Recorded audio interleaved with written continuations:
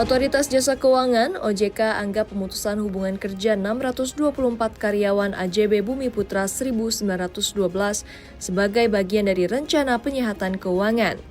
Meski begitu, OJK menekankan pentingnya pemenuhan hak pegawai dan kelancaran layanan pemegang polis.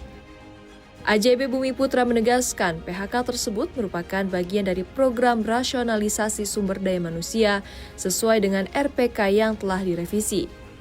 PHK ini juga berdasarkan program pengunduran diri bersama yang diusulkan oleh Serikat Pekerja Niba AJB Bumi Putra 1912. Meski melakukan PHK massal, AJB Bumi Putra memastikan pembayaran klaim tertunda bagi pemegang polis tetap akan berjalan. Perusahaan menyatakan komitmennya untuk memenuhi kewajiban kepada nasabah sesuai dengan RPK yang disepakati.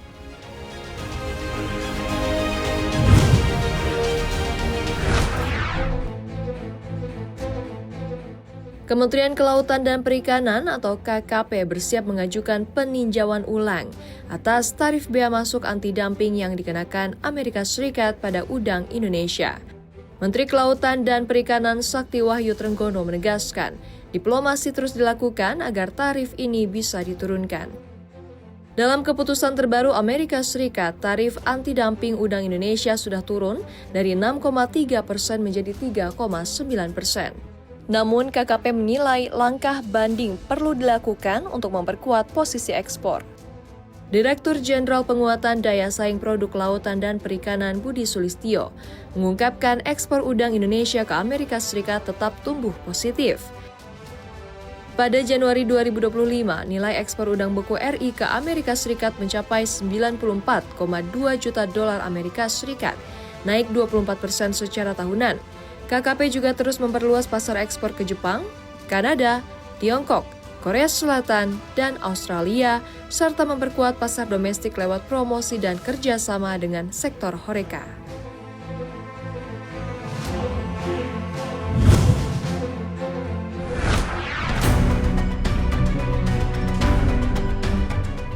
Direktorat Jenderal Pajak Kementerian Keuangan mencatat penerimaan dari sektor ekonomi digital mencapai 33,73 triliun rupiah.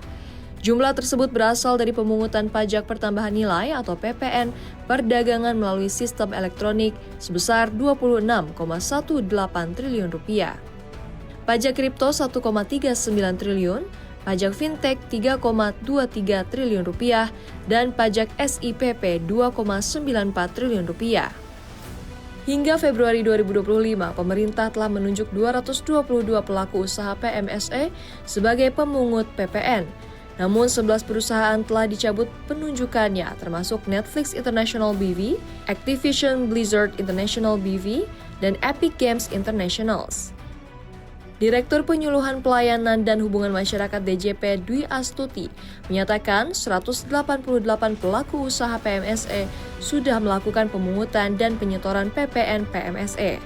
Pemerintah menegaskan akan terus menunjuk pelaku usaha PMSE untuk membayar PPN dan menggali potensi pajak dari sektor ekonomi digital lainnya.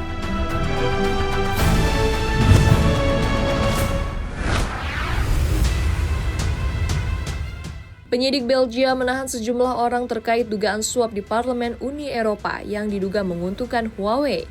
Penggeledahan dilakukan di 21 lokasi di Belgia dan Portugal pada Kamis pagi. Pengadilan memberitakan penyegelan kantor 2 asisten parlemen terkait kasus ini. Penyidik mengungkap suap dilakukan secara terpisah sejak tahun 2021 dengan modus lobi komersial. Dugaan korupsi ini melibatkan pembayaran untuk posisi politik serta pemberian hadiah berlebihan seperti makanan, perjalanan, dan tiket pertandingan sepak bola. Seorang terduga juga ditangkap di Prancis. Huawei menegaskan mereka menjunjung tinggi kepatuhan terhadap hukum dan memiliki kebijakan nol toleransi terhadap korupsi. Parlemen Uni Eropa mengonfirmasi telah menerima permintaan dari otoritas Belgia untuk membantu penyelidikan dan akan sepenuhnya mematuhinya.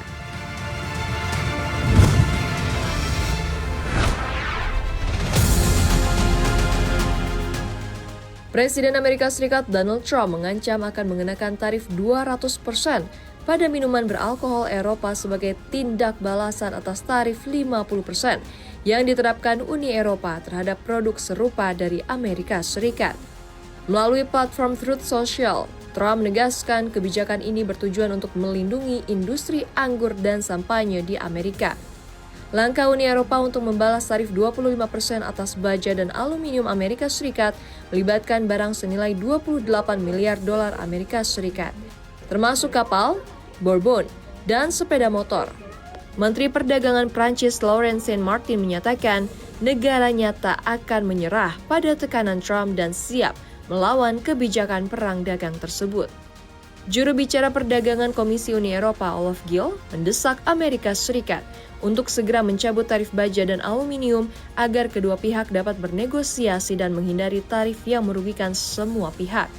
Sementara itu, Prancis sebagai salah satu eksportir minuman beralkohol terbesar ke Amerika Serikat mengirimkan hampir 27 juta botol sampanye pada 2023.